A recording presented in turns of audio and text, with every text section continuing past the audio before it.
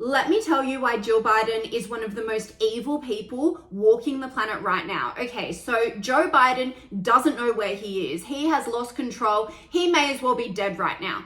Jill Biden is the one running the country, and she's also the one who can tell Joe Biden to step aside, but she's not doing that. Let me tell you why. So you may have noticed Jill Biden has become super vocal in the presidential campaign. Before that, when Joe Biden still kind of had his mental capabilities about him, when he wasn't a walking corpse, she was kind of in the background doing her own thing. But ever since he's become totally senile, she is stepping up. She is the voice of the nation. We saw it straight after the debate where she had to help him down the stairs. She also had to help him down the stairs from Air Force One. She had to help him during D-Day celebrations. She is there front and center, right by his side, literally catching him when he falls. But she's not there in a helpful, loving, kind wife kind of way. She's there very calculated. She has a plan and she knows exactly what she's doing. She's implementing it. She's protecting her family and herself. Media, the entire country knows that Joe Biden is pretty much unelectable. But Jill Biden refuses to give up, and that is channeling into Joe Biden. And this is why Joe has come out over the weekend saying, I'm not giving up. My father taught me, if you fall down, you get straight back up. Well, it's kind of different because his brain actually isn't working. So the most responsible thing to do for the country and for their family would be to tell Joe to step aside. But no, the family refuses to do that. They all went to Camp David straight after the debate, and instead of doing the right thing, they only encouraged him more.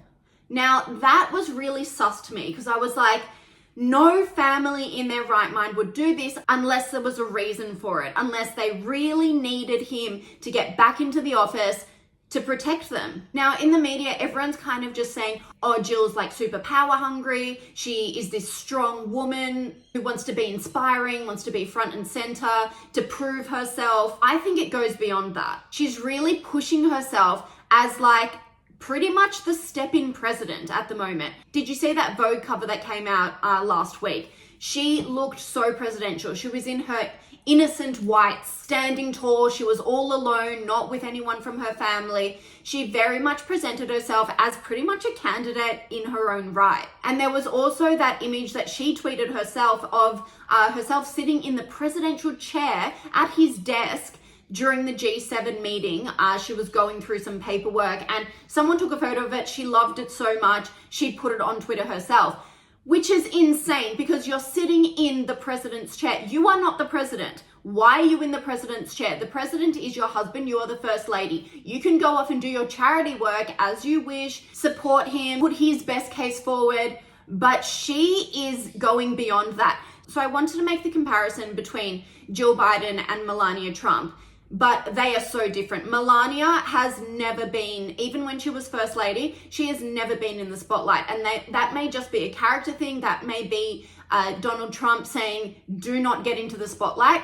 But that is truly a woman who wants no part in having any sort of power or influence. Melania Trump has not one narcissistic bone in her body. Jill Biden, on the other hand, she wants the power. She doesn't just want to be there supporting her husband like, say, a Michelle Obama, who was there front and center. She'd do a lot of inspirational speeches. She would go out, do charity events, had her own foundations, had so much going on for herself because she was so worthy and capable, but she never ever tried to overshadow the president. And she shouldn't have, because when you're the president, you are the top dog. But in this case, Jill Biden is truly trying to take over. And that's not just because Joe Biden is incapacitated. That's because she both has aspirations for herself. She is a complete narcissist. She wants control over everything. And also she wants control over her family and to protect her family because she knows what her family has done. She knows the dodgy dealings that they have been involved in for decades. The most obvious red flag that gives me the complete ick about Jill Biden is that she demands to be called Dr. Jill Biden. The woman has a doctorate in education. Look, I'm not here to poo-poo anyone's further education. It's fantastic to get that degree. Wonderful. Many people have it. I know many people who have doctorates. All power to them. But no one demands to be called a doctor when they have a doctorate in education or anything for that matter. You can have a doctorate in basket weaving or dance. I think no one with an ounce of self-respect would go out there and demand for people to call them doctor. In my personal opinion, my humble opinion, you don't get to call yourself doctor in public unless a pilot says they require a doctor over the PA on a plane and you can get up and go and help. If you can't do that, shut your pie hole. And that may seem like a really small thing, but it's so typical of a narcissistic character, which Jill Biden has. And once again, we all remember that utterly cringeworthy performance that she had after the debate, where she was screaming into the microphone, trying to, I guess, make people forget about how devastatingly bad that debate performance by Joe Biden was. And then she spoke to him like a toddler, which was so humiliating. He was standing there with his mouth wide open, and she was just basically giving him a pat on the back for going potty. It was humiliating for the poor guy. I feel absolutely so sorry for him, but that's just her. She has no empathy for how he looks on the world stage. This is the president of the United States, and she is speaking to him like a toddler, and that's all for her own gain. Now, this is where I come to her reasoning for forcing him to stay in the election race. She's not this amazing wife who stands by her man. No.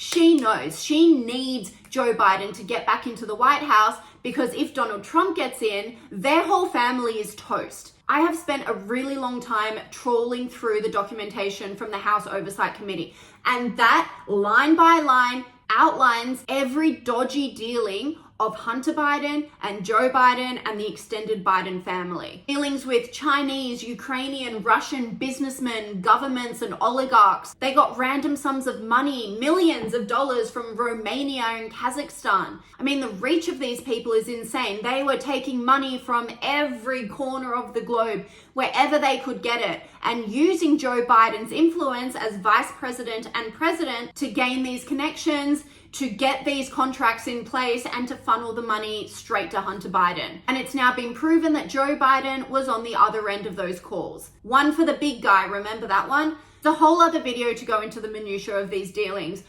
But just know, it reeks of dodginess. And with the amount of torture that Joe Biden and the Democrats have put Donald Trump through the past 6 months to a year, if and when he gets back into the White House with all of his privileges, you know what's coming. What do they say? Payback's a bitch, right? The Bidens have been protected by the deep state of the US government and the FBI and all of the associations for so long, because Joe Biden has been in the White House in some capacity for such a long time, for 50 years.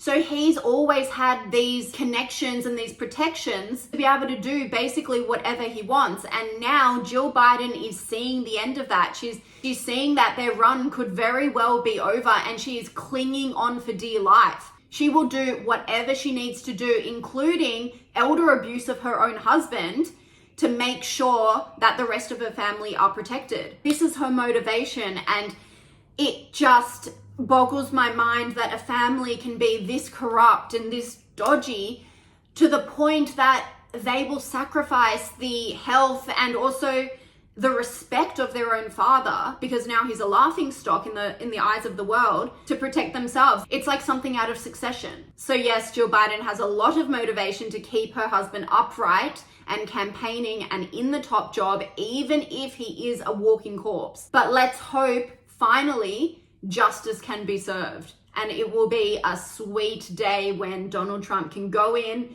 and unleash absolute hell on this family.